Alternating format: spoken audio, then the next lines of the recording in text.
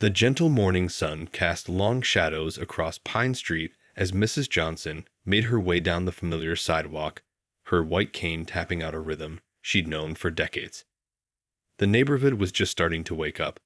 The smell of fresh bread from the bakery next door, the sound of children waiting for their school bus, and the friendly greetings of early morning joggers who'd grown used to seeing the determined elderly woman making her way to her corner store. The small bell above the store's door chimed as she unlocked it each morning at exactly 6:30 a.m., never missing a day in 30 years unless it was a holiday. Inside, everything had its place. She could tell you exactly where each item was, from the morning newspapers stacked by the entrance to the candy jars that delighted the local children. Even without sight, she knew her store better than most people knew their own homes. Her small business was more than just a store. It was a community hub where neighbors shared stories, elderly folks found companionship, and children learned their first lessons about counting change. The wooden counter, worn smooth by thousands of transactions, held memories of 3 decades of service. She knew every regular customer by their footsteps, their voice, or even the way they opened the door. Life hadn't always been easy for Mrs. Johnson. Losing her sight in her 30s had seemed like the end of the world at first. But with determination and support from her family, especially her son, who now served as the city's police captain, she had not only adapted but thrived. She learned to navigate her world differently, mastering the use of her white cane until it became an extension of herself. Her independence had inspired many in the community. Young people often stopped by not just to buy something, but to hear her stories of perseverance. She never failed to remind them that disability wasn't inability. It was just a different way of experiencing the world. Local teachers would bring their students to the store to learn about differently abled people, and Mrs. Johnson always made these visits special by having candy ready for the children. The corner store itself had a history as rich as its owner. It stood as one of the oldest buildings in Millbrook, with its red brick exterior and large windows that let in streams of sunlight. The hardwood floors creaked in certain spots, creating a familiar symphony that helped Mrs. Johnson navigate her space. She knew exactly 6 steps from the door to the counter, 12 steps to the refrigerator, and 9 steps to the storage room. Every morning, she would meticulously check her inventory by touch, counting and arranging items with a precision that amazed her suppliers. Her fingers could tell the difference between various dollar bills, and she organized her cash register with such efficiency that customers rarely had to wait for their change. The local bank manager once remarked that her till was always the most accurately balanced in the entire neighborhood. The store's success wasn't just about selling goods, it was about fostering connections. Mrs. Johnson remembered every regular customer's preferred items, their children's names, and their important life events. She kept mental notes of who needed checking up on, who was celebrating milestones, and who might need an encouraging word. Her son often joked that she knew more about what was happening in the community than the police department did. As another day began at the corner store, Mrs. Johnson stood behind her counter, her white cane propped nearby, ready to serve her community with the same dignity and warmth she'd shown for 30 years. Little did she know that this ordinary morning would soon turn into one of the most challenging days of her life.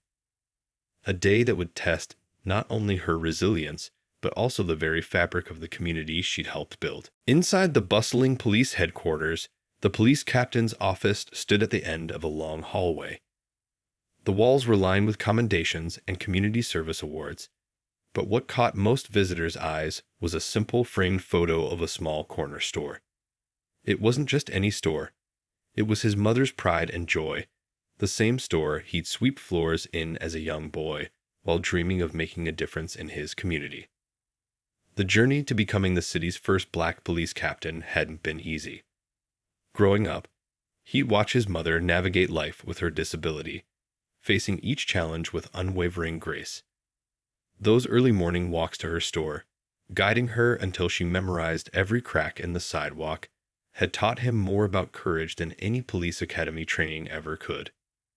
Starting as a rookie officer 15 years ago, he'd faced skepticism from all sides. Some doubted his abilities because of his race, while others questioned his loyalty to the community when he chose to wear the badge. But he had learned patience and perseverance from watching his mother build her business one customer at a time, earning trust through consistency and care. His rise through the ranks wasn't just about passing tests or making arrests. He focused on building bridges between the police department and the community. He started youth mentorship programs, organized community meetings in local churches, and made sure his officers understood that their job was to protect and serve, not to intimidate. During his early days as a patrol officer, he'd often stop by his mother's store during his shifts. The local kids began to see that a police officer could be approachable and kind. He'd help elderly customers carry their groceries, break up teenage arguments with wisdom instead of force, and always took time to listen to community concerns, no matter how small they seemed. Now, as captain, he worked tirelessly to change the department from within. His office doors stayed open to both officers and community members. He implemented new training programs focusing on de-escalation techniques and cultural sensitivity.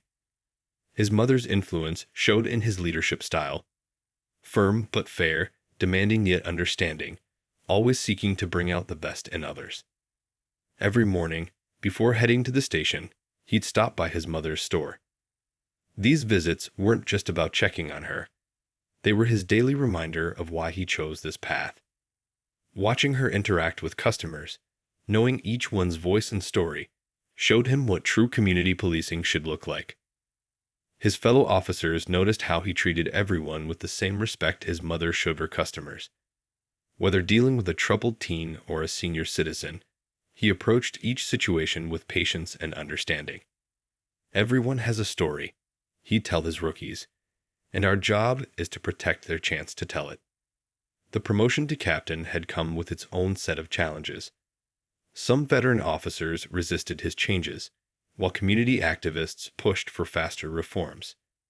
But he stayed steady, guided by the same principles he'd learned watching his mother build trust in her community one interaction at a time. His achievements hadn't gone unnoticed. Local newspapers wrote about his innovative approaches to community policing. Young officers looked up to him as a mentor. But his proudest moment remained the day he pinned his captain's badge, seeing his mother's proud smile as she stood in the front row at the ceremony, her white cane gently tapping along with the applause. Little did he know that his biggest test as both a son and a police captain was just around the corner. A test that would challenge everything he stood for and everything he'd worked to build. The morning started like any other at the corner store. The air was crisp, and the street was beginning to fill with the usual mix of early commuters and school children. Mrs. Johnson had just finished arranging her morning newspapers when she stepped outside to sweep the sidewalk in front of her store. A daily ritual she'd maintained for 3 decades. The sound of heavy footsteps approaching made her pause. These weren't the familiar steps of her regular customers. The footsteps stopped abruptly, and a stern voice demanded, "What are you doing here?" Before she could respond, another harsh command followed. "This is private property. Move along." Mrs. Johnson straightened up, keeping her composure as she'd learned to do over years of facing challenges. "Officer," she said calmly, her hand steady on her white cane, "I'm the owner of this store. I've been here for 30 years. She reached into her pocket to get her store keys, hoping to resolve what seemed like a simple misunderstanding. The officer's voice grew louder, drawing the attention of early morning passersby. "Don't reach for anything." He barked, his tone causing several pedestrians to stop and watch. A small crowd began to gather, many recognizing the beloved store owner who'd served their community for decades. Mrs. Johnson tried again, her voice steady despite her growing unease. "Officer, I can show you my store keys and ID. I'm blind, and this cane helps me navigate. I'm just doing my morning cleaning, as I do every day." She held her keys out slowly, the metal jangling softly in the tense morning air. What happened next would be captured by multiple cell phones and shared across social media within hours. The officer, ignoring the protests of onlookers, grabbed Mrs. Johnson's white cane. In a moment of inexcusable aggression, he yanked it from her grasp and snapped it in two, the crack echoing down the quiet street like a gunshot. The crowd gasped collectively. A young college student stepped forward, phone recording, while an elderly man shouted, "She's the store owner." "What are you doing?" Mrs. Johnson stood perfectly still, her hands trembling slightly but her dignity intact, even as her vital connection to the world lay broken at her feet. Several customers who'd been inside the store rushed out at the commotion. Mrs. Lee, who'd been buying her morning paper, immediately went to Mrs. Johnson's side, while her husband pulled out his phone to call the police station. They all knew who needed to be contacted: their police captain, the store owner's son. Through it all, Mrs. Johnson maintained her composure, though tears welled in her eyes. When a kind neighbor brought out a chair for her to sit, she declined politely. "I'll stand," she said quietly. "I've stood here serving this community for 30 years, and I'll keep standing." The officer, perhaps finally realizing the gravity of his actions, took a step back. The crowd had grown larger, their murmurs of anger and disbelief filling the morning air. Someone had already started a live stream, and cars were slowing down to witness the scene. The incident was quickly becoming more than just a local disturbance. In those tense moments before backup arrived, Mrs. Johnson did something remarkable. She began to speak softly of forgiveness and understanding, even as she stood there, bereft of her independence. "This moment," she told the angry crowd, "will either divide us or make us stronger. The choice is ours." Within minutes, police sirens could be heard approaching. The morning sun now illuminated a scene that would soon spark conversations about police conduct, disability rights, and racial bias across the entire city. But for Mrs. Johnson, standing outside her beloved store without her cane, the most immediate concern was how her son would handle this situation. Both as a police captain and as a son witnessing his mother's dignity being stripped away. Within hours of the incident, the corner store became the center of a community in motion. The broken white cane had become more than just a mobility aid. It was now a symbol that sparked conversations across the city. Cell phone videos of the confrontation spread rapidly through social media, each share and comment adding to the growing wave of public concern.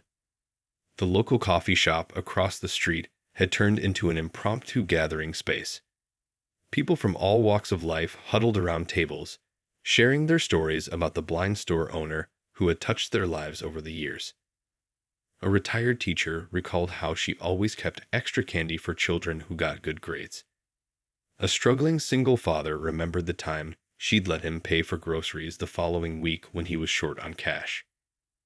Outside the store, a group of young college students who regularly bought their snacks there had organized a peaceful gathering.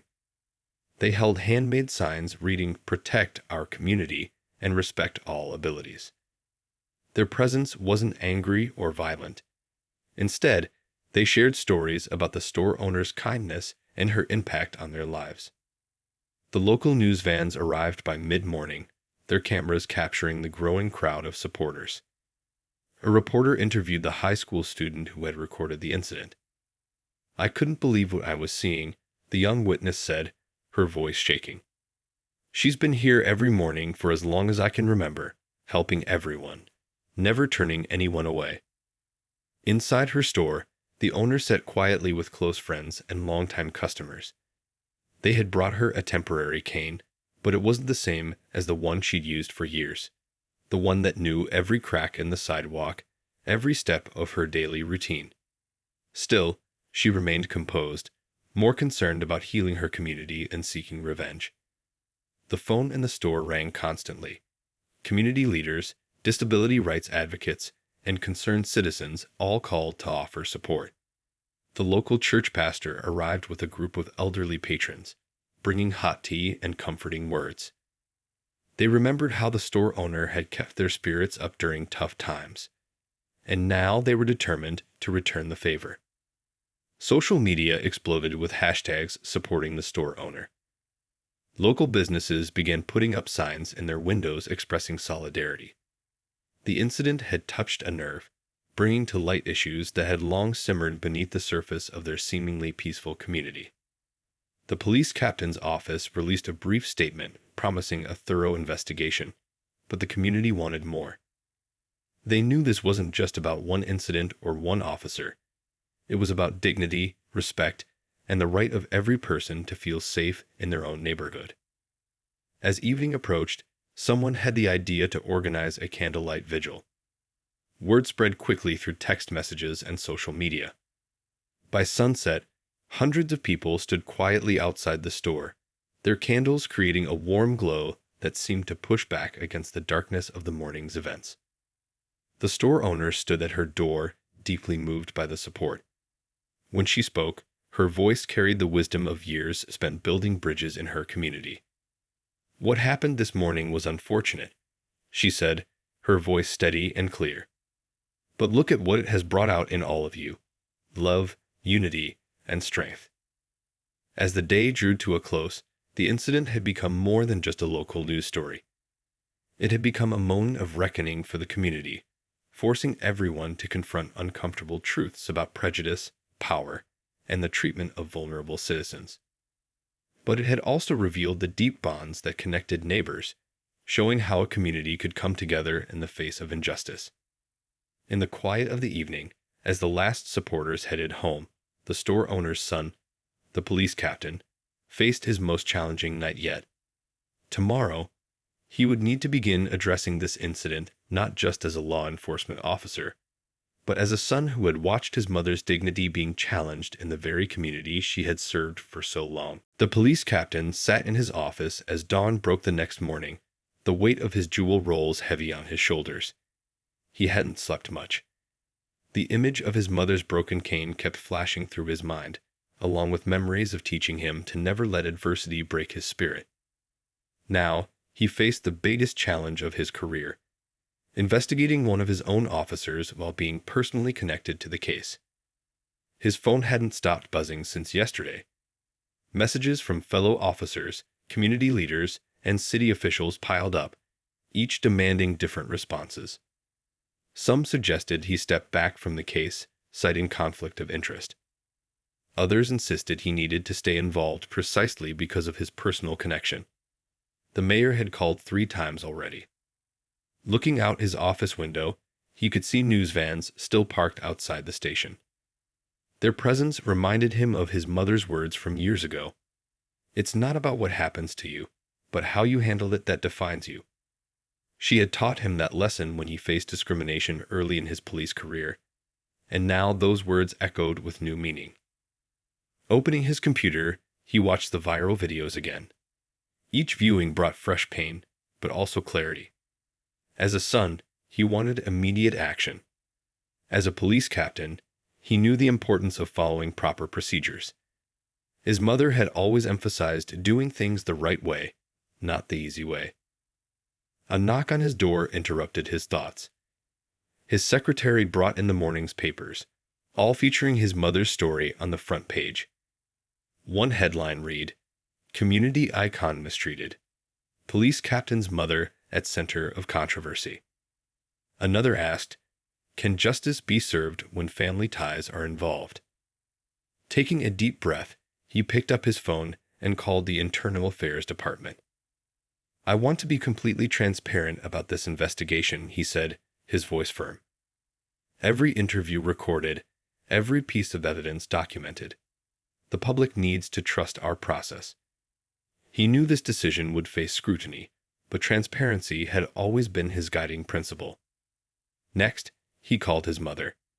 Despite everything, her voice remained strong. "Do what's right," she told him, "not what's easy. Your badge represents something bigger than both of us." Her words strengthened his resolve.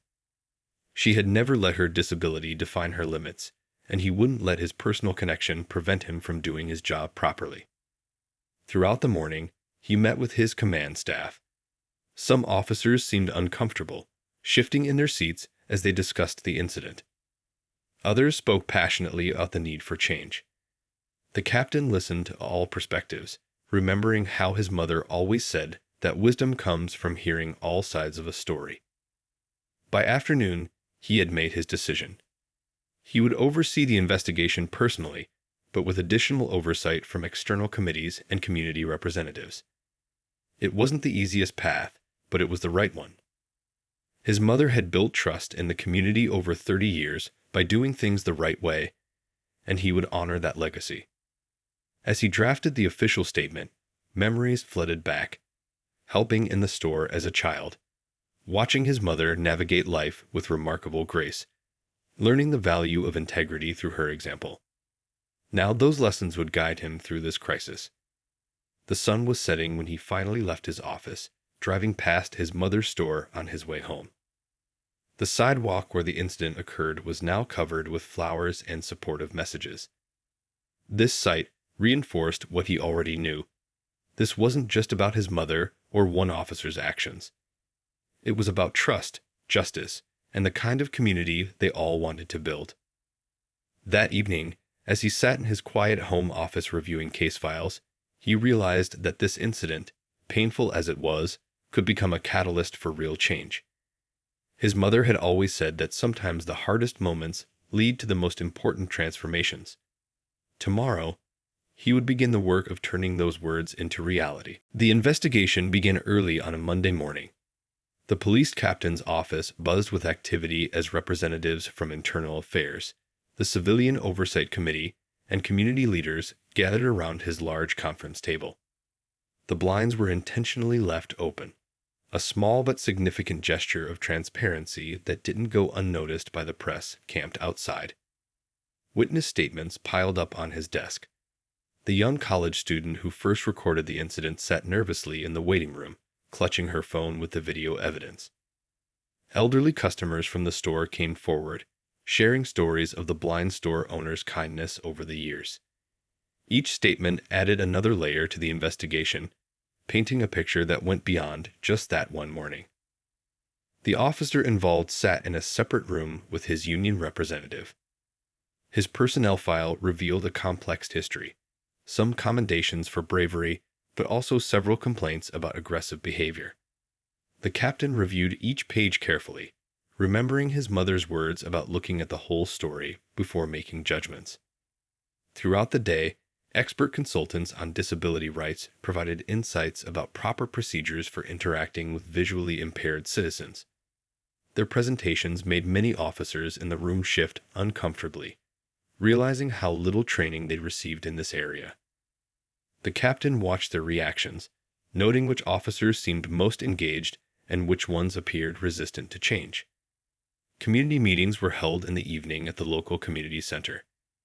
People lined up to speak, not just about this incident, but about their experiences with law enforcement over the years.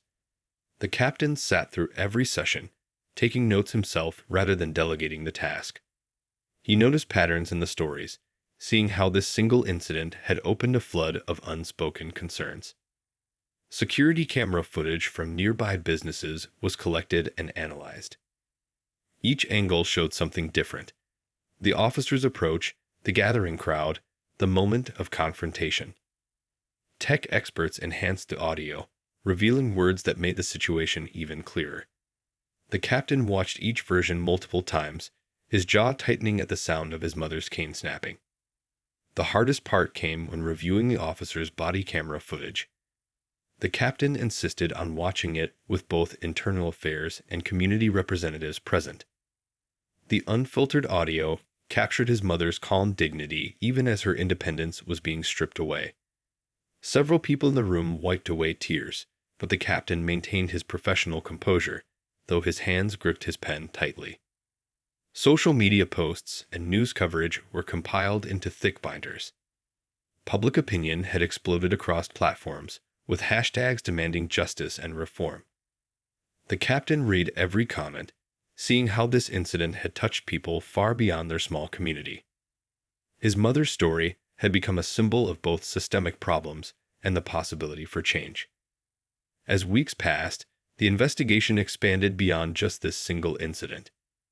Training procedures were scrutinized, hiring practices examined, and community engagement programs reevaluated. The captain brought in experts to review everything, determined to use this moment to create lasting change. The final report grew to hundreds of pages. It included recommendations for new training programs, updated policies for interacting with disabled citizens, and stronger accountability measures. Each page represented hours of interviews, analysis, and careful consideration of how to prevent similar incidents in the future. Through it all, the captain maintained his balance between professional duty and personal investment. He supervised every aspect of the investigation while ensuring independent oversight at each step. His mother's store remained open throughout, a daily reminder of why this work mattered so much. As the investigation neared its conclusion, the captain prepared for what would come next. The findings would affect not just one officer or one incident, but the entire department's future. His mother had always taught him that true leadership means making tough decisions for the right reasons. Now, those lessons would guide his next steps. The police department's training room looked different now. Instead of the usual rows of chairs facing a podium, the space had been transformed into a learning environment, unlike anything the officers had seen before. Blindfolds lay on each desk, alongside white canes and instructional materials about disability awareness. A renowned disability rights advocate stood at the front of the room, her presence commanding attention. Today, she announced, "You're going to experience the world differently." The police captain watched from the back as his officers, some skeptical, others curious, picked up their blindfolds. This was just the beginning of the department's transformation. The training wasn't just about wearing blindfolds. Officers spent full days with people from the disabled community, learning their stories, understanding their challenges, and most importantly, recognizing their humanity. The store owner herself had suggested this approach, saying, "Understanding comes from walking in someone else's shoes, or in this case, using someone else's cane." In another room, cultural sensitivity trainers worked with groups of officers, using real-life scenarios to teach better communication skills. The incident with the store owner had revealed deeper issues that needed addressing. Role-playing exercises helped officers understand how their words and actions could impact community members. The changes went beyond training. New policies were written, with input from community leaders and civil rights experts. Every patrol car now carried cards with basic information about interacting with disabled citizens. The department's website featured resources in multiple languages and formats, making it accessible to everyone in the community. Weekly community meetings became mandatory for all officers. They sat and listened as residents shared their experiences, fears, and hopes. Some conversations were uncomfortable, others emotional, but each one built bridges of understanding. The captain made sure to attend every session, leading by example. The physical space of the police station changed too. Signs in Braille were installed throughout the building. A dedicated community liaison office was established, staffed by officers specifically trained in working with diverse populations. The entrance lobby now displayed photos and stories celebrating the community's different cultures and abilities. Young officers found themselves paired with community mentors, elderly residents, disability advocates, and cultural leaders who could share their perspectives. These partnerships created understanding that no classroom training could provide. The captain often saw these pairs sharing lunch at his mother's store, their conversations animated and genuine. Technology played its part in the transformation. Body cameras were upgraded to include better audio capture. A new app was developed to help officers communicate with disabled citizens during emergency situations. The department's social media accounts began sharing regular updates about their progress, keeping the community involved in the changes. The officer who had broken the store owner's cane became an unexpected part of the transformation. After facing consequences for his actions, he asked to speak to new recruits about what he had learned. His honest reflection about his mistakes and prejudices became a powerful teaching tool. Local schools began inviting officers to participate in disability awareness programs. Children learned about respecting differences while seeing law enforcement in a new light. The store owner often participated in these sessions, her presence reminding everyone why these changes mattered. The police captain's mother continued to teach without realizing it. Officers who stopped by her store for coffee found themselves learning lessons about patience, dignity, and service. She treated everyone the same way she always had, with kindness and respect, showing that true authority comes from how you treat others. As months passed, the transformation spread beyond the police department. Other city agencies began examining their own practices. Business owners sought training on making their spaces more accessible. The incident that could have divided the community had instead sparked a movement toward understanding and inclusion. Looking around at his changed department, the captain could see his mother's influence everywhere. In the new emphasis on listening before acting, in the respect shown to every community member, and in the understanding that true strength comes from protecting the vulnerable. The transformation wasn't just about new policies or procedures. It was about changing hearts and minds, one person at a time. The city council chambers were packed on the day of the final hearing. Sunlight streamed through tall windows, illuminating faces both familiar and new. The blind store owner sat in the front row, a brand new white cane by her side, not just a replacement, but an upgraded model with enhanced features, provided by a disability rights organization that had heard her story. The police captain stood at the podium, his voice steady as he presented the investigation's findings. Behind him, a screen displayed statistics, policy changes, and photographs documenting the department's transformation over the past months. But it was his personal words that held everyone's attention. What happened that morning wasn't just about a broken cane, he explained, looking directly at the council members. It was about broken trust. Today, we're not just here to announce one officer's termination. We're here to share how we're rebuilding that trust, step by step. The council chamber grew silent as he detailed the officer's dismissal. The decision hadn't been easy, but it was necessary. The evidence was clear, the process transparent, and the message unmistakable.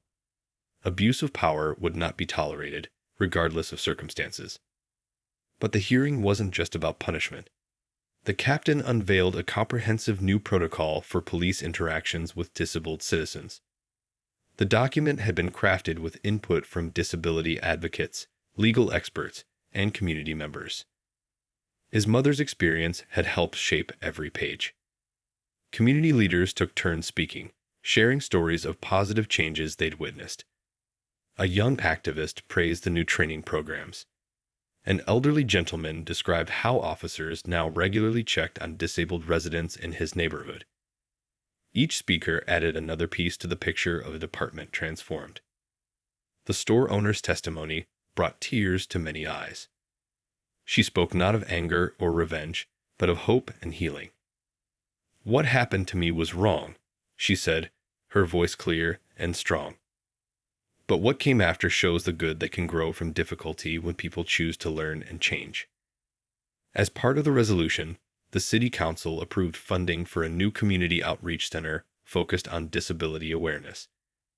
It would be located next to the store owner's shop, turning a place of conflict into a symbol of progress. The captain watched his mother's face light up as this announcement was made.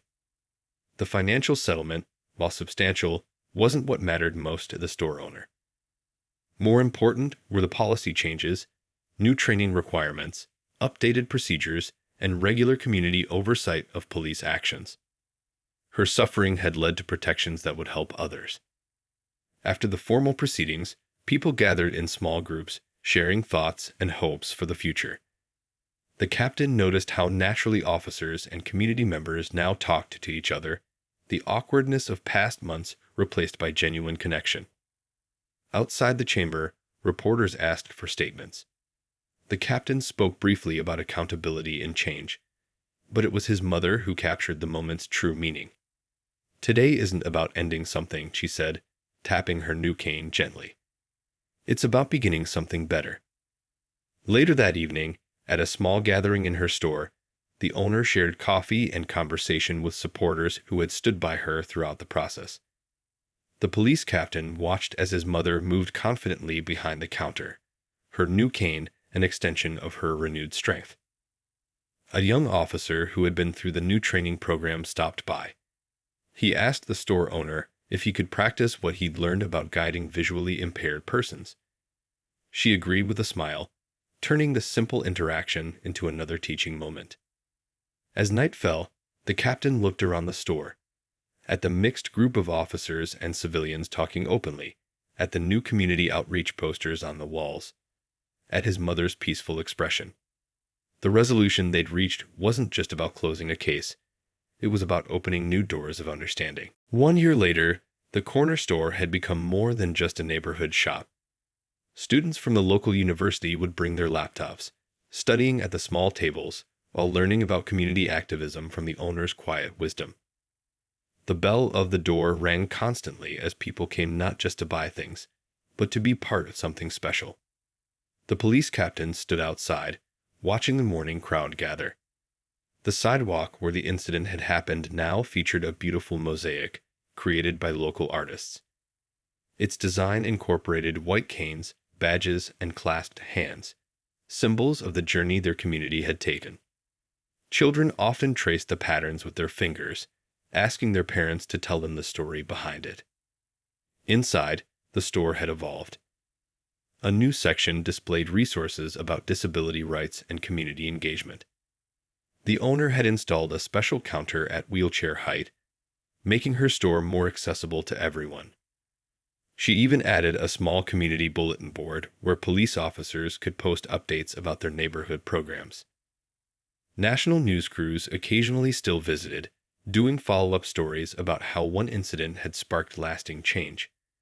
They found more than they expected, not just policy changes and sensitivity training, but a genuine transformation in how people treated each other. The store owner's response to injustice had become a case study in turning pain into progress. The police captain's leadership style had gained attention too. Police departments from other cities sent representatives to learn about his approach to community policing.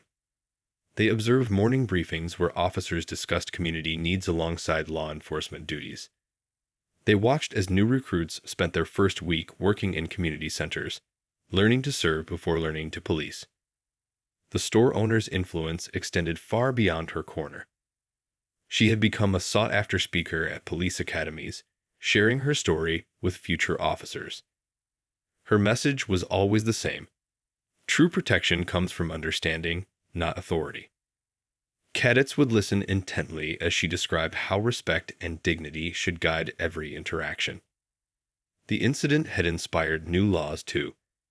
The state legislature had passed the Community Protection Act, requiring enhanced training for all law enforcement officers in dealing with disabled citizens.